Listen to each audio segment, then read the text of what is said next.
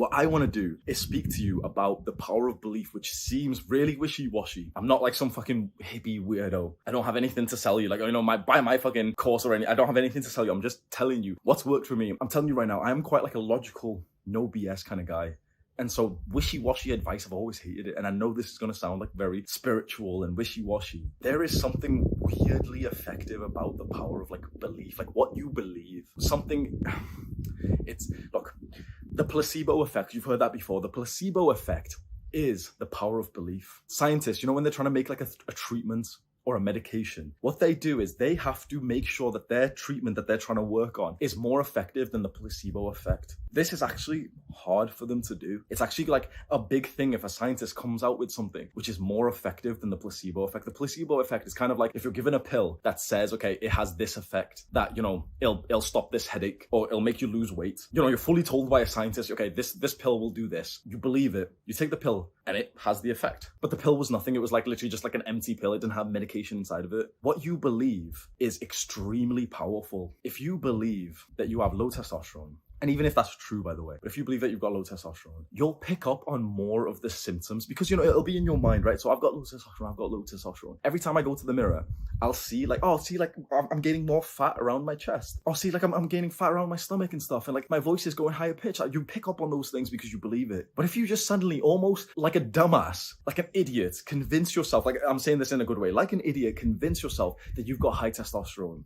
and you research some of the symptoms. So the symptoms is like, okay, well, you put on muscle mass easy and you're like, yep, I've got high testosterone. You go in front of the mirror and you're like, yeah, see, I'm putting on so much muscle mass. Wow. Like you're like making yourself believe it in a really silly, like almost like normies and Jeffries will consider this cringe, but you're doing this obviously for your own fucking benefit. And you'll pick up more on those like positive, high testosterone things inside of you. Like, oh yeah, see, my voice is deep. I know it sounds cringe, but when you keep this belief in your mind, I've got high testosterone. My testosterone is increasing. It's getting higher and higher because I'm doing the right things. It's like you'll pick up on the symptoms of higher testosterone because you're looking out for them. So that you further solidify the belief. And when you further solidify the belief, it seems like your body literally reacts to it.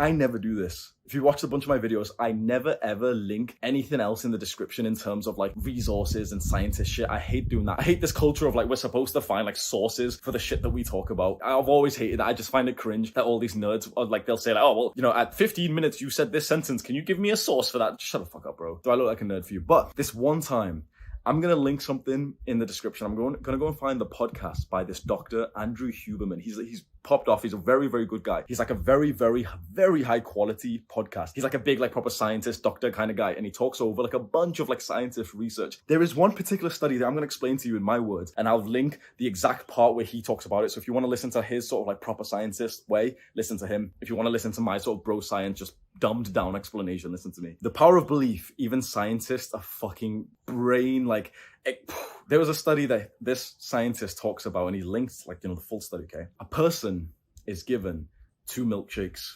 One of the milkshakes is a healthy one. It's high protein, low carbs, low fat, whatever, right? It's really healthy. And the other milkshake is one of those like unhealthy ones, like high fat, high sugar, like really, really high calories and everything, right? They drink each milkshake. So they drink one milkshake and then their body is analyzed, like those in your body, like things change depending on the macros that you've ate. So for example, if you drink something with a lot of sugar, your insulin spikes and other hormones in your body start like going up or down. And if you drink something like protein, then like other things inside of your body, muscle protein, like all this like shit inside of your body changes depending on what you consume, right? The participant drinks the first milkshake, the protein one, and inside of their body, the protein, like whatever was inside of the milkshake has the effect on their body as assumed. They wait a little bit.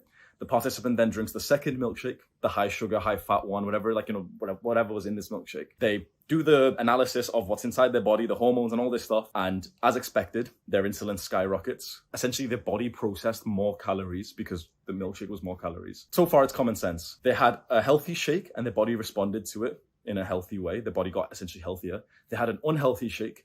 Their body got unhealthier. It was the same milkshake. They were given the same milkshake twice, but their body literally responded to it in a different way. They put on more calories and more fat just because they were told the second milkshake was more unhealthy. That should blow your fucking mind.